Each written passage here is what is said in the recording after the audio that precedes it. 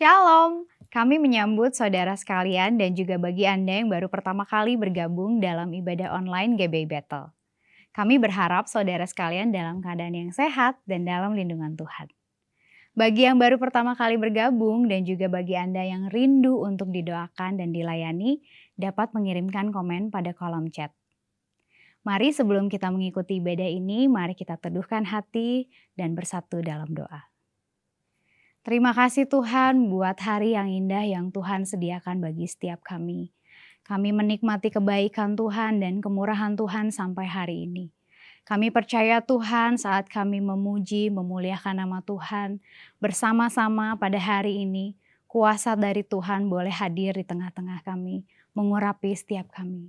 Mari Engkau memberkati, melawat setiap kami, Allah Roh Kudus yang nyata kuasanya atas hidup kami. Kami siap Tuhan beribadah, memuji, memuliakan nama-Mu. Di dalam nama Tuhan Yesus Kristus. Haleluya. Amin. Selamat beribadah, Tuhan Yesus memberkati. Shalom Bapak Ibu Saudara yang dikasihi Tuhan. Hari ini kita siap untuk menikmati kemurahan Tuhan. Amin. Karena itu kita mau bawa pujian kita di hadapan Tuhan. Menyatakan kesetiaan-Nya dalam hidup kita. Thank you Lord. Setia Bapa, Kau mulia, tenanglah jiwaku, aman bersamamu. Mari bersama katakan lebih dari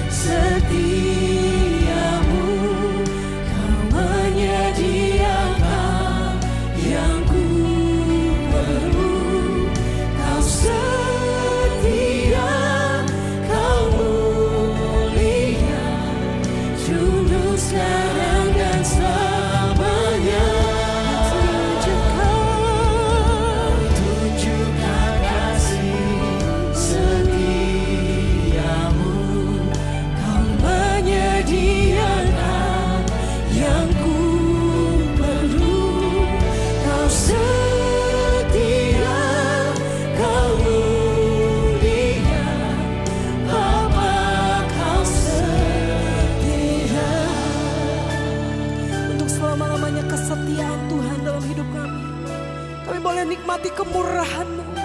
Itu karena kasih karunia-Mu dalam hidup kami Tuhan. Thank you Lord. Lebih dari hal segalanya, segalanya, tenanglah jiwaku dalam hadirat-Mu. Kau tunjukkan kasih setiamu, Kau menyediakan yang Dia yang setia, Kau setia, Kau mulia, dulu sekarang dan selamanya. Kau tunjukkan kasih setiamu, Kau menyediakan yang ku perlu. Kau setia, Kau mulia, Bapa, Kau setia. Biarlah kami angkat hati kami di hadapan Tuhan, mengingat kemurahan-Mu Tuhan. Kau yang menunjukkan kasih-Mu, Kau tetap setia di setiap musim hidup kami. Nyatakan Kau tunjukkan kasih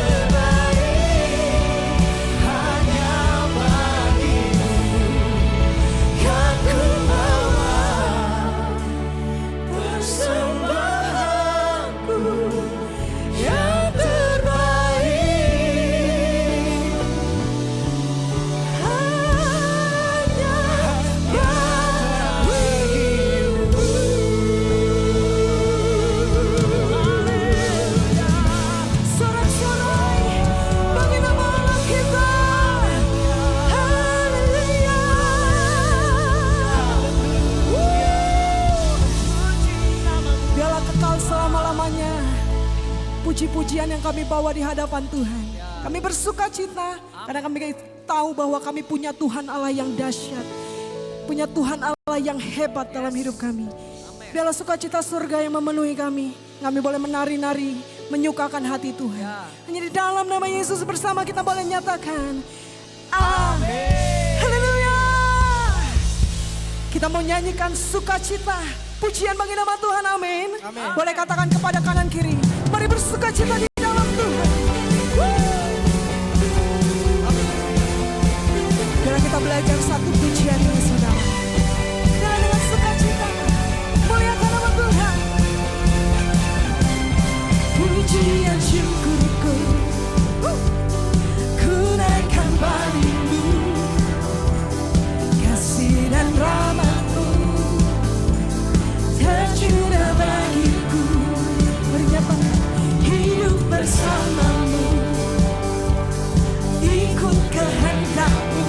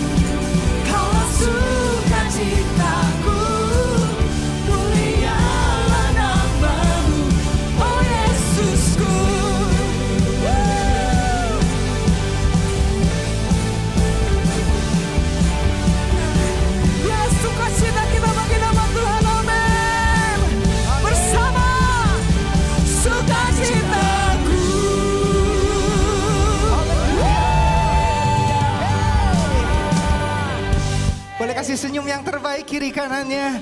Katakan Allah kita, Allah yang dahsyat. Haleluya. Mari sama-sama kita katakan, Kau terbesar dan mulia, ajaib semua perbuatanmu. Serukan, katakan, Kau terbesar dan mulia, biarlah semua memuji. Tepuk tangan bersama-sama. Haleluya.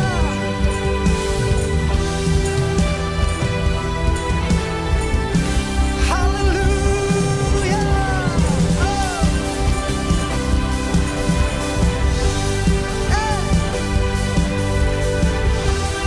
Kita bersuka cita siang hari ini, sebab Allah kita dahsyat. Segenap hati aku memuji, segenap jiwa aku bernyanyi, karena Roh-Mu ada dalamku, Tuhan.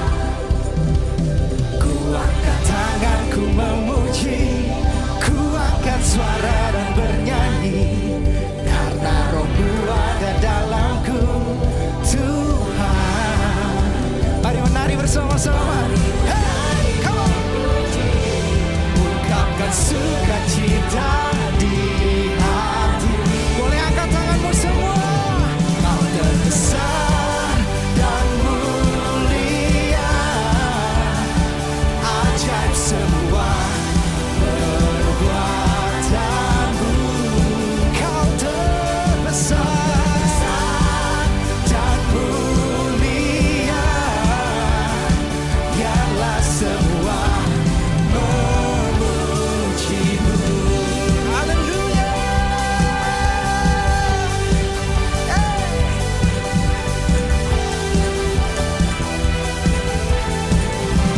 Sama-sama katakan, segenap hati aku memuji, segenap jiwa aku bernyanyi, karena Roh-Mu ada dalamku, Tuhan.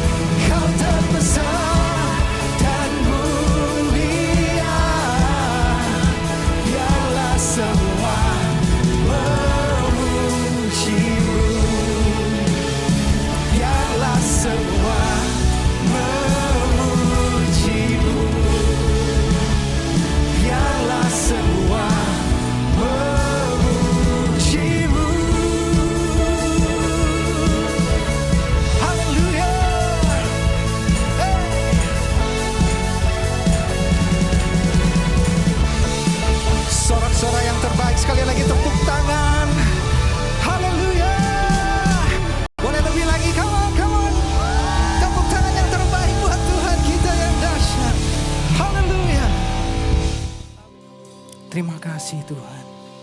Haleluya.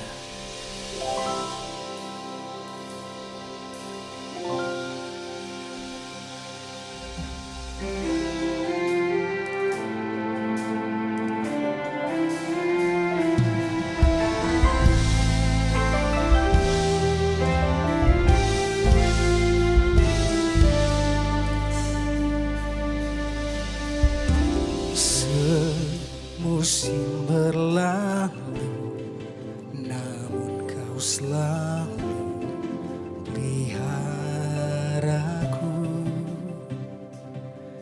Kasih dan setiamu tak pernah layu di hidupku.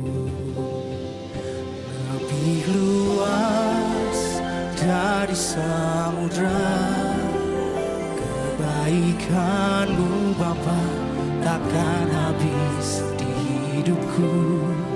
Lebih tinggi dari cakrawala, tak terbatas kasih-Mu.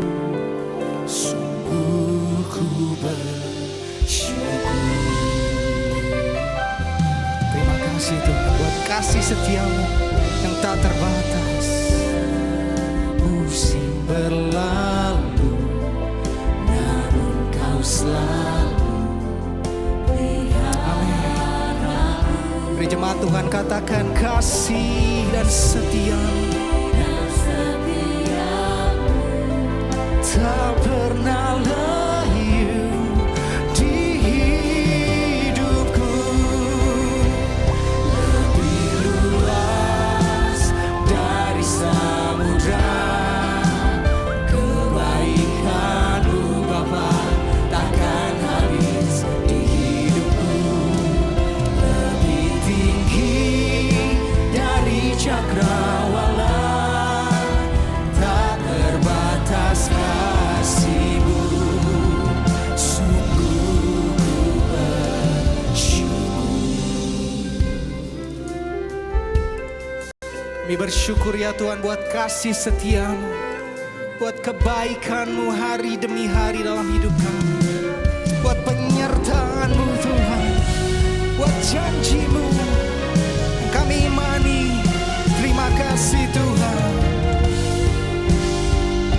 Siapa kita untuk bangkit berdiri bersama-sama.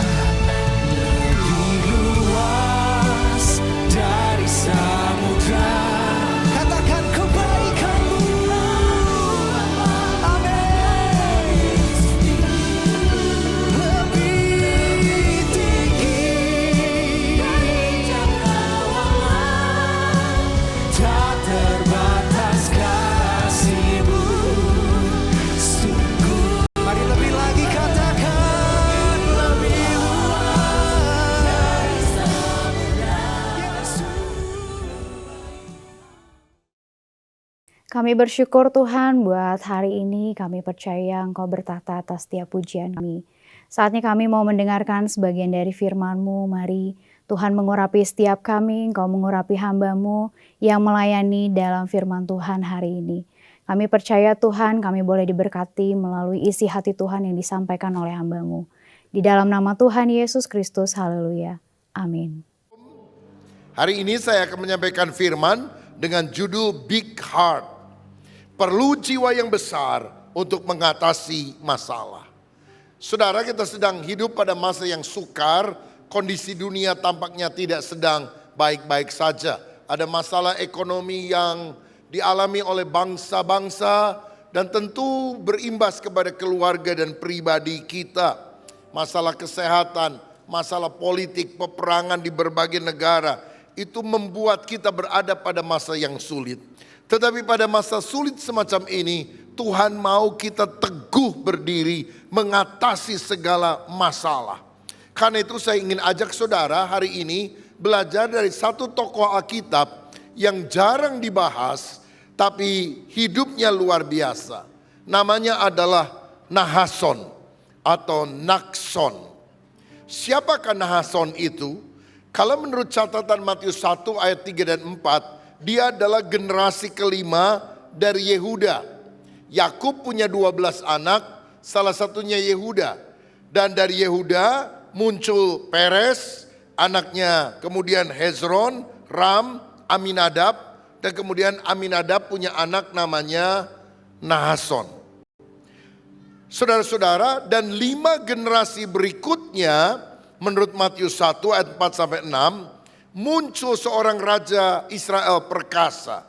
Karena Nahason punya anak namanya Salmon, kemudian cucunya Boas, berikutnya Obed, generasi keempat Isai, dan generasi kelima adalah Daud. Nah, menurut Midras, yaitu catatan dari kitab orang-orang Yahudi, Daniel, Sadrah, Mesa, Abednego, orang-orang perkasa yang tidak mau melanggar Tuhan, tidak mau menghujat Tuhan, tetap setia sampai masuk ke dapur api, masuk ke gua singa. Itu juga adalah keturunan dari Nahason. Jadi Nahason ini leluhurnya orang-orang hebat, anak-anaknya juga orang-orang hebat, sampai Daud adalah generasi ini. Sadrah, Mesa, Abednego juga keturunan Nahason. Dan dari garis keturunan Nahason, menurut Matius 1 ayat 16, muncul Mesias, yaitu Yesus Kristus. Nah, saya mau bahas 4 keteladanan daripada Nahason atau Nakson ini. Yang pertama, kita bisa belajar tentang kepemimpinan dari Nahason.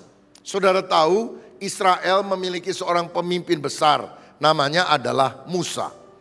Dan Musa ini memimpin 12 suku Israel. Dan setiap suku itu perlu pasti ada kepalanya. Kepala suku Ruben, kepala suku Yehuda, kepala suku yang lain. Jadi kalau dalam organisasi ketua umumnya Musa, para ketua 12 orang, salah satunya adalah suku Yehuda yang ketuanya Nahason. Bilangan 1 ayat 4 berkata begini, dari tiap-tiap suku harus ada satu orang yang mendampingi kamu, yakni orang yang menjadi kepala suku yang diwakilinya itu. Ayat 7, dari suku Yehuda, siapa namanya? Nahason bin Aminadab. Jadi dia layer 1 dari para pemimpin di Israel yang dipimpin oleh Musa. Bilangan 2 mencatat bahwa di bawah Nahason ada 74.600 orang prajurit, pria usia 12 tahun yang biasa berperang. Jadi dia juga panglima perang. Berarti dia adalah seorang leader yang disegani oleh seluruh kaum Yehuda. Saudara, kalau kita mau maju berhasil dalam kehidupan, kita harus mengembangkan jiwa kepemimpinan. Jangan hanya jadi follower, tapi jadi leader, jadi trendsetter. Pemimpin adalah orang yang punya pengaruh. Leadership is influence. Leadership bukan sekedar jabatan. Sebab banyak orang menduduki jabatan tapi tidak punya impact dalam kehidupan orang lain. Seorang pemimpin sejati bisa mengarahkan orang lain karena dia punya visi. Dan visi itulah yang mendorong orang-orang dan berkata, oh benar nih visinya bagus. Ayo kita sama-sama mengejar visi tersebut. Nah, seperti misalnya Martin Luther King Jr. dari Amerika Serikat. Dia adalah orang yang punya visi. Dia seringkali mengpandangan di dalam pidatonya, I have a dream. Aku punya sebuah mimpi. Apa mimpinya? Orang berkulit hitam punya kedudukan sejajar dengan orang berkulit putih. Dan dia ditembak karena visinya tersebut, mati. Tapi visinya tidak bisa dibendung. Dan kalau pada akhirnya Amerika punya presiden berkulit hitam pertama yang bernama Barack Obama, itu terjadi karena perjuangan seorang visioner yang bernama Martin Luther King Jr.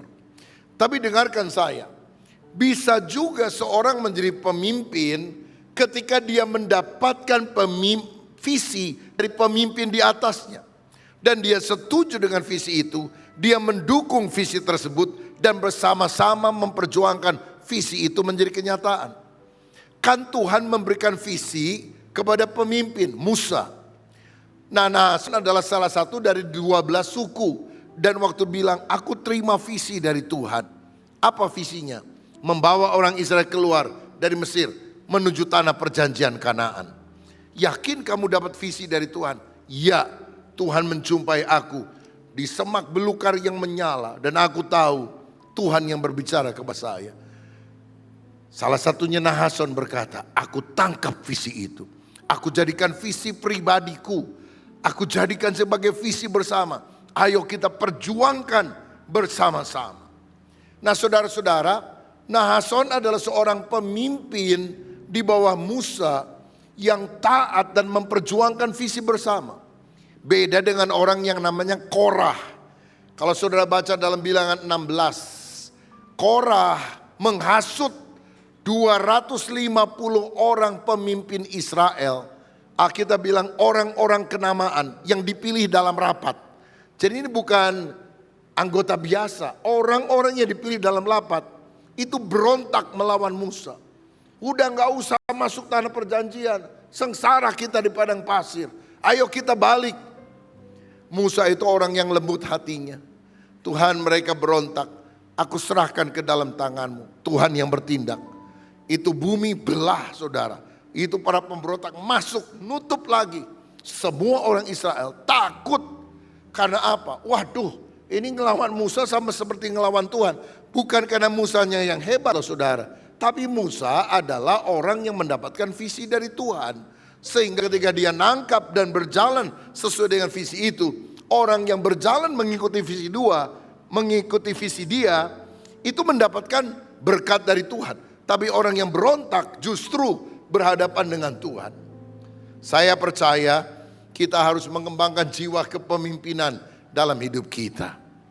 Karena itulah yang akan membuat kita menjadi orang yang berhasil. Yang kedua yang kita harus kembangkan untuk menjadi orang yang berkemenangan di tengah tantangan. Bukan hanya leadership factor, faktor kepemimpinan, tetapi juga kesalehan. Saudara, nama Nahason pertama kali dicatat dalam Alkitab itu di Keluaran 6 ayat 22. Bunyinya begini, Keluaran 6 ayat 22. Dan Harun mengambil Eliseba, anak perempuan Aminadab, saudara perempuan Nahason, menjadi istrinya. Dan perempuan ini melahirkan baginya Nadab, Abihu, Eleazar, dan Itamar. Jadi dikatakan Harun punya istri namanya Eliseba. Eliseba ini anaknya Aminadab. Sebetulnya cukup kan menyebutkan nama bapaknya. Tapi kalau perlu ditambahin, dia adalah saudara perempuan dari Nahason. Kenapa nama Nahason ini muncul? Bahkan mungkin saja anak daripada Aminadab itu bukan cuma dua, bukan cuma Eliseba dan Nahason. Anaknya banyak. Tapi kenapa Nahason namanya disebut? Karena dia adalah orang yang dikenal. Kalau nggak terkenal, nggak mungkin namanya dicantumkan. Nah saudara-saudara, terkenal itu ada dua jenis. Terkenal jahat atau terkenal baik, berprestasi. Hari-hari ini tiba-tiba ada seorang muda usia 20 tahun mendadak terkenal. Namanya Thomas Matthew Crooks. Siapa dia? Yang nembak Donald Trump kena kupingnya itu loh saudara. Mendadak terkenal namanya. Mati lagi saudara. Ya, apa mau mati percuma seperti itu. Kan ada yang bilang, karena saya ada di Amerika waktu kemarin ini saudara sekalian. Saya mendarat jam 1 siang di Pennsylvania. Jam 6 itu kampanyenya Donald Trump di negara bagian tersebut. Jam 4 saya masuk ke hotel setelah makan siang. Jam 7 saya harus khotbah. Jadi saya dijemput jam 7 kurang. Dan waktu saya dijemput saya diberitahu, Pak, Donald Trump ditembak. Hah? Saya kaget juga saudara sekalian.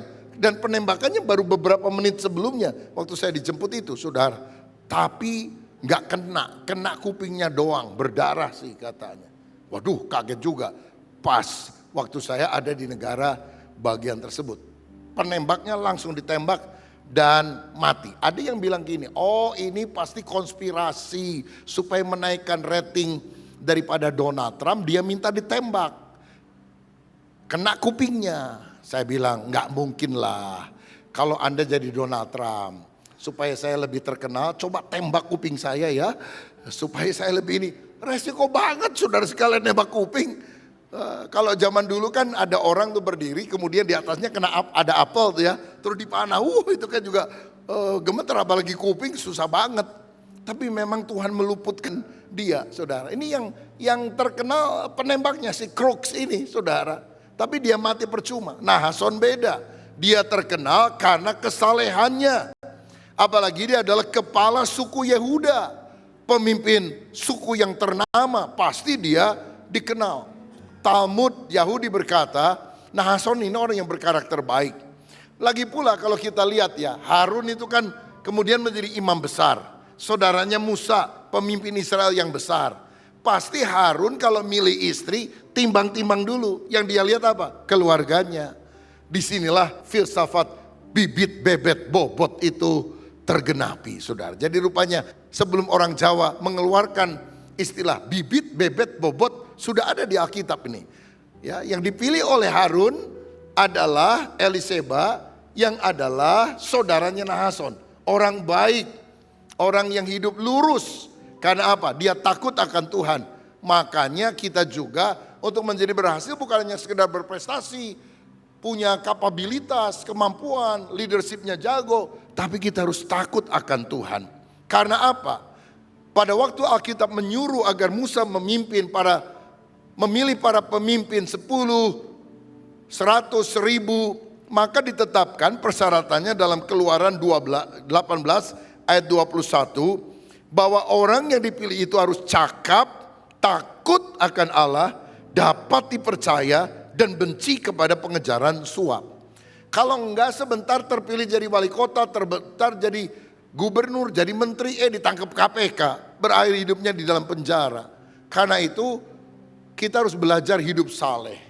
Pada waktu pemilihan pemimpin rohani para diaken, Kisah Rasul 6 ayat 3 dikatakan juga demikian. Karena itu saudara-saudara, pilihlah 7 orang dari antara kamu, baca bersama, yang terkenal baik dan yang penuh roh dan hikmat supaya kami mengangkat mereka untuk tugas itu.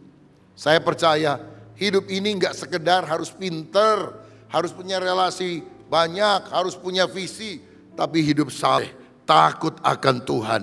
Orang yang takut akan Tuhan akan diberkati. Apa yang tidak pernah dilihat oleh mata, tidak pernah didengar oleh telinga, tidak pernah timbul dalam hati, Tuhan akan sediakan bagi setiap orang yang mengasihi engkau. Saudaraku, hidup takut akan Tuhan. Jalan buntu Tuhan akan bukakan menjadi jalan yang lebar terbuka bagimu kalau engkau hidup takut akan Tuhan. Pertama, keteladanan kepemimpinan. Kedua, keteladanan kesalehan. Yang ketiga, kita perlu belajar dari Nahason untuk bisa menang tangguh menghadapi masalah adalah keberanian. Harus punya brave heart, hati yang berani. Harus punya big heart, jiwa besar. Tuhan sulit memberkati orang yang hatena letik, kecil hati. Banyak orang yang pinter, mungkin punya gelar, tapi kalau kecil hati susah diberkati. Hati harus besar, maka kapasitas hati yang luas akan memungkinkan berkat besar Tuhan berikan dalam hidup kita. Sekarang ini ada banyak orang wajah sih preman, wajah security, hati Hello Kitty. Susah maju dalam kehidupan, saudara sekalian. Apa buktinya Nahason ini orang yang berani? Alkitab mencatat Israel setelah keluar dari Mesir dikejar-kejar oleh Firaun dan pasukan berkudanya. Hampir menangkap mereka kembali. Nah, orang Israel mesti jalan terus. Dihadang oleh Laut Merah. Nggak bisa jalan kemana-mana. Kiri kanan padang gurun, di belakang tentara Firaun, di depan Laut Merah. Jadi mereka berteriak-teriak ketakutan. Nah, Keluaran 14 ayat 15, Tuhan bilang begini. Berfirmanlah Tuhan kepada Musa, mengapa engkau berseru-seru demikian kepadaku? Katakan kepada orang Israel supaya mereka berangkat. Ngapain kamu teriak-teriak ketakutan? Berangkat, jalan. Orang Israel waktu dengar, kata Tuhan berangkat, jalan. Mereka bingung, ini laut ini jalan kemana? Orang pertama yang mendengar perkataan Musa, yang dia terima dari Tuhan dan langsung dia terjun ke laut, itu namanya Nahason, saudara. Makanya Nahason atau Nakson sampai hari ini merupakan nama yang cukup populer bagi orang-orang Yahudi. Karena apa? Dia adalah orang yang taat kepada perintah Tuhan, yang gak masuk akal. Tuhan bilang berangkat, jalan, langsung terjun masuk ke laut. Dan pada saat dia terjun, Musa mengangkat tongkat, juga sesuai dengan perintah Tuhan. Waktu Musa mengangkat tongkat, Nahson nyebur ke laut, laut terbelah menjadi dua. Ini ciri orang yang berani, saudara. Nah, kata Nakson itu mirip dengan kata Naksol, akar katanya sama dari kata Ibrani. Artinya powerful wave, gelombang yang kuat. Dan ini menghubungkan dia sebagai orang yang walaupun melihat gelombang yang kuat, waduh, mana mungkin bisa masuk ke dalam laut. Dia berani karena taat atas perintah Tuhan. Dia nggak percaya diri, saudara. Nggak ada orang yang begitu percaya diri lalu bisa membelah laut. Dia percaya kepada Tuhan. Tuhan kasih perintah, walaupun nggak masuk akal, aku akan jalani. Saya yakin orang-orang yang diberkati adalah orang yang berani mengambil resiko. Dan Tuhan melatih kita agar kita makin berani. Saudara lihat, sebelum Tuhan memberikan kemenangan kepada Daud melawan Goliat, raksasa Filistin itu, Daud menang dulu dalam skala lebih kecil. Menang lawan singa, menang lawan beruang, baru menang lawan Goliat. Tuhan juga mau melatih kita loh, saudara, dalam pertumbuhan iman dan keberanian. Mulai itu jangan langsung yang gede dulu, lalu saudara nggak menghargai yang kecil. Hargai yang kecil, kemenangan-kemenangan kecil akan menuntun kita pada kemenangan yang lebih besar. Saya ingat pada waktu saya mulai merintis GB Battle di kota Bandung, saudara, kita hanya sewa satu ruangan kecil di Hotel Mutiara yang kira-kira cuma muat 50 orang, 70 udah sesek, saudara-saudara. Dan kita nggak punya sekretariat, alat musik mesti minjem, semuanya serba terbatas. Setelah seberapa tahun kita kemudian memang sewa satu tempat untuk sekretariat, satu ruko kecil. Tapi kemudian ada ruko yang di tempat lain yang mau dijual. Harganya satu ruko 400 juta. Saya tanya bendahara, ada uang nggak? Ada, Pak. Berapa ratus juta? 10 juta, Pak, katanya. Aduh, jauh banget nih 400 sama 10 juta. Saya telepon papa saya, pendeta di Tasikmalaya. Pak, ada ruko mau dijual. Gimana kalau kita beli untuk sekretariat? Setuju tidak? Setuju. Tapi jangan satu, terlalu kecil. Minimal 2. Nanti di atasnya bisa dipakai salah satu tempat ibadah juga. Satu aja gak punya duit, itu 2. Kan 1 400, 2 800. Tasik mau sumbang berapa, Pak? Saya bilang, sumbang doa. Waduh, saudara, doa juga saya juga bisa nih. Tapi rupanya itu latihan iman dan keberanian loh, saudara sekalian. Kalau enggak saya enggak matang, enggak dewasa. Ya udah, saya tutup telepon saya doa. 4 bulan Tuhan siapkan, lunas oleh anugerah Tuhan. Dari 10 juta jadi 800 juta. Ceritanya gimana, pokoknya Yehova Jireh lah. Tuhan sediakan semuanya. Nggak ada utang, saudara sekalian. Lalu Tuhan suruh ini, tempat ini. Ya Tuhan udah nyatakan mujizat. Kita mau beli berapa M nih tanahnya, saudara sekalian. Aduh, nggak ada duit, gimana? Ya udah, melangkah dulu aja. Tuhan buka jalan. Ada tamu dari luar kota, bukan dari GBI lagi, saudara. Masih kebaktian di Hotel Mutiara. Dengar saya khotbah, kita akan bangun gereja bisa nampung ribuan orang sekali kebaktian. Lalu janji iman, dia kasih surat kecil, kertas kecil cuma segini, dia robek mungkin dari buku apa gitu ya. Pak Rubin Adi, saya saja yang melunasi semua biaya pembelian gedung, semua biaya pembelian tanah. Dia titip sama Asher, dia kasihkan ke mimbar. Nulis sama pendeta nggak usah panjang-panjang, singkat aja, saudara sekalian. Tapi berbobot begitu ya. Pak Rubin Adi, saya saja yang melunasi semua biaya pembelian tanah. Itu berapa miliar, hanya 4 hari dia kasih cek, lunas semuanya. Bagi Allah tidak ada yang mustahil.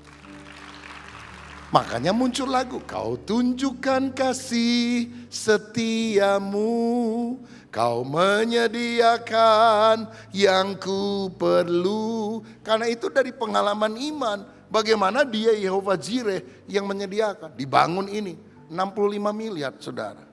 Ini kalau lihat kilas balik ke belakang, itu nggak masuk akal. Duit kagak ada, jemaat juga belum terlalu banyak. Tapi jadi tuh, bagi Tuhan nggak ada yang mustahil. Beberapa orang, Gak mungkin terjadi, saya buatin orang. Tidak terlaksana. Ini seperti membangun menara Babel. Aduh, saya doa, Tuhan kalau ngomong kenapa lewat orang itu ya, nggak ngomong ke saya. Tapi saya tidak sejahtera, saya tolak dalam nama Yesus. Waktu hari peresmian saya ngomong sama ketua pembangunan, nabi palsu itu yang nubuatin begitu. Kita bisa ibadah sekarang di tempat ini.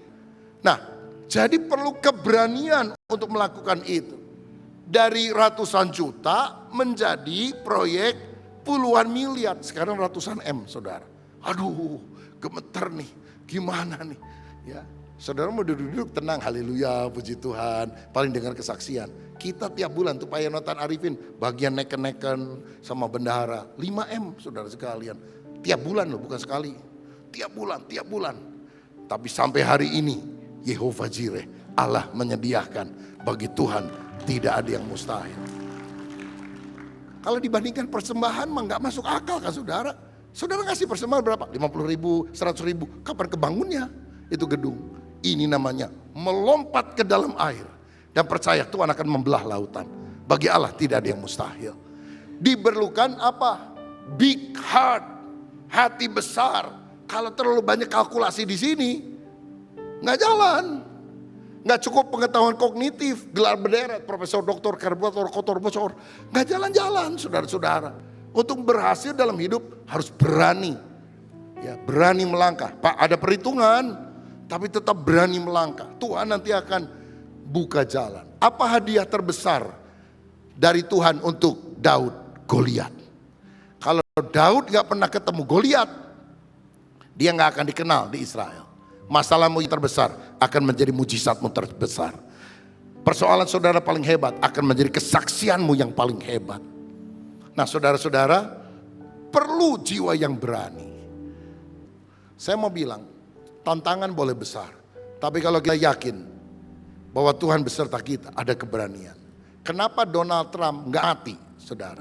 Kalau prediksi The Simpsons, itu film kartun yang suka meramalkan ke depan, itu dia ditembak dan mati.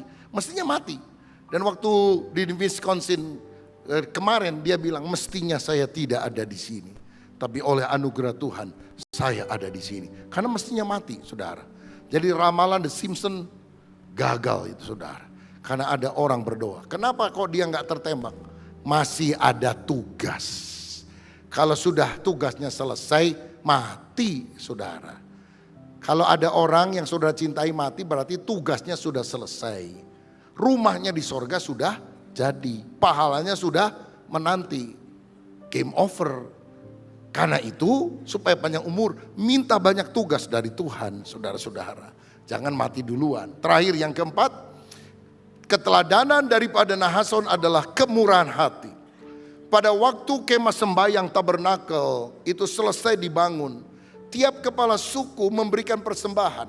Karena ada 12 suku, mulai dari suku 1, suku 2, suku 3, sampai hari ke-12.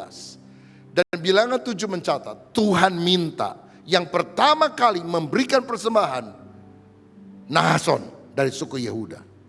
Wow, luar biasa. Sampai Tuhan bilang, aku minta yang nomor 1 kasih persembahan, Nahason dari suku Yehuda.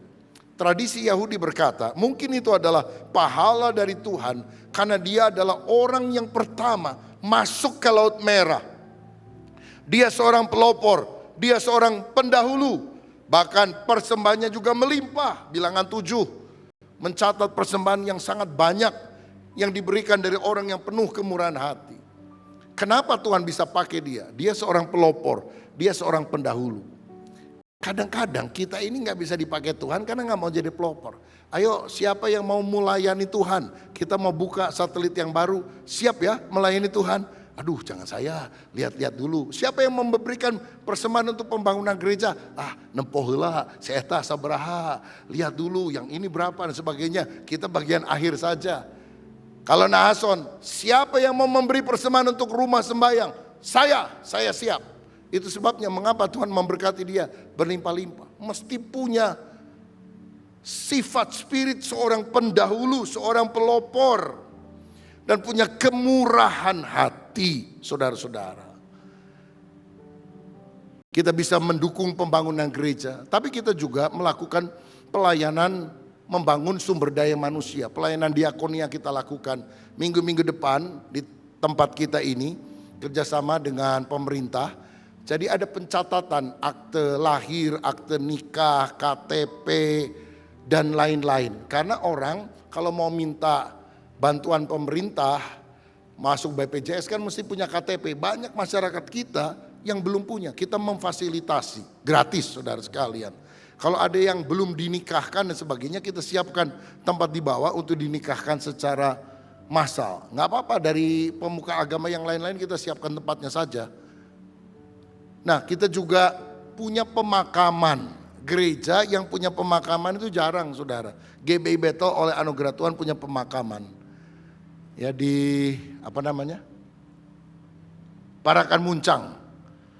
Nah saudara, jadi kalau ada jemaat meninggal dan sebagainya, nggak perlu bingung dikubur di mana, kita sudah ada pemakaman.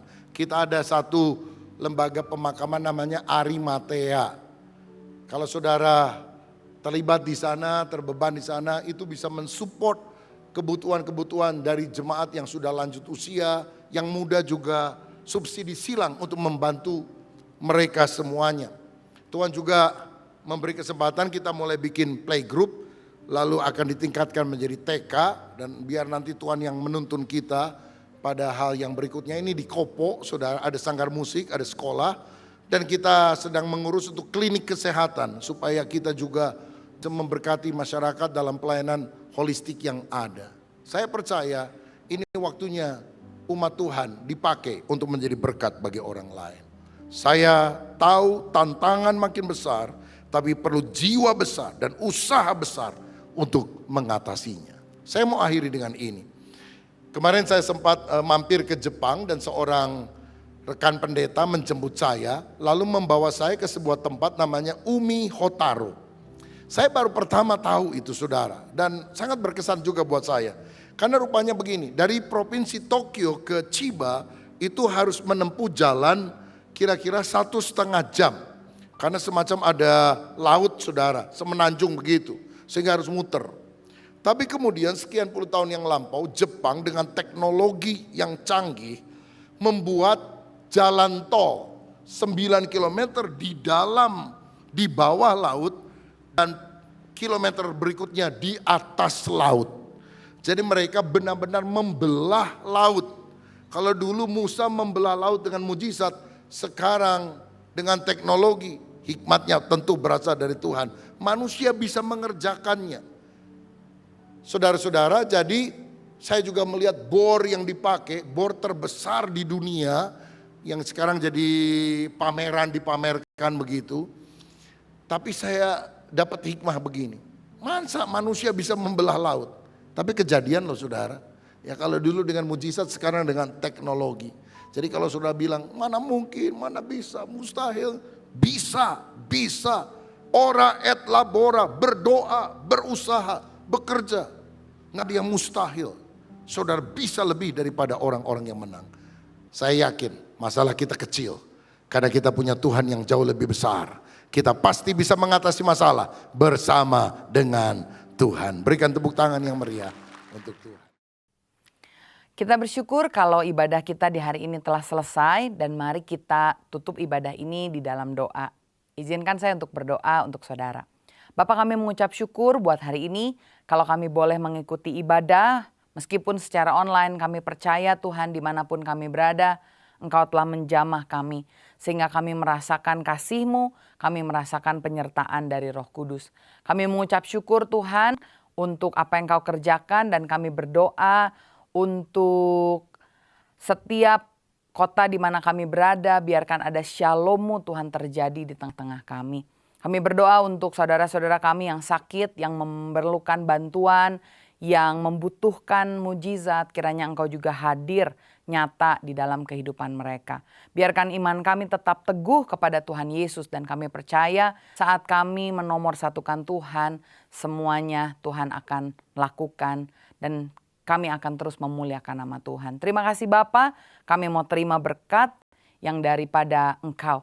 Terimalah saudara berkat dari Allah Bapa, kasih sayang dari putranya yang tunggal Tuhan Yesus Kristus, dan persekutuan dengan Roh Kudus yang menyertai kita mulai dari hari ini sampai selama-lamanya.